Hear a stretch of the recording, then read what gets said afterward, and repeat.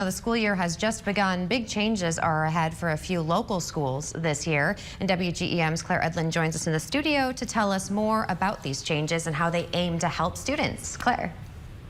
Well, Mackenzie, faculty from Quincy Catholic Schools held an all-city mass today. There, they announced their plan to unify the 4 Catholic elementary schools this year.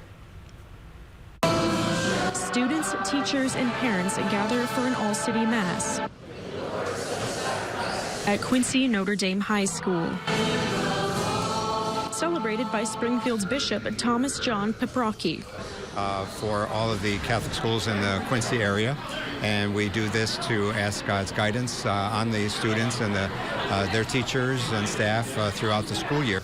And to note the unification of the 4 elementary schools. Our coming together is really exciting. We have so much opportunity ahead of us. St. Francis School pastor Stephen Erisman says a shared governance with their school, Blessed Sacrament, St. Dominic, and St. Peter's schools has been a long time coming. Striving to really work together as a school system and really just making sure we're not competing against each other, that we're striving to build each other up. The schools welcomed newly appointed Dr. Christopher Gill, who will oversee the 4 schools and make sure operations run smoothly. Communicating a lot with the Diocese of Springfield, so there's just a lot of work to be done.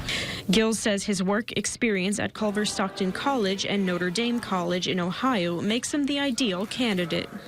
I understand the education system pretty well, and I understand all the administration aspects that go with it. Parents and teachers say they're excited to see this new unification. My wife and I both grew up going to Catholic schools.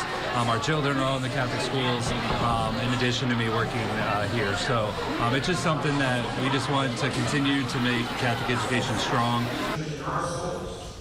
And Gill says he officially starts his position in October. Mackenzie? Right, thank you, Claire. And Pastor Erisman with St. Francis says each school will have a subcommittee so parents and teachers can have a voice.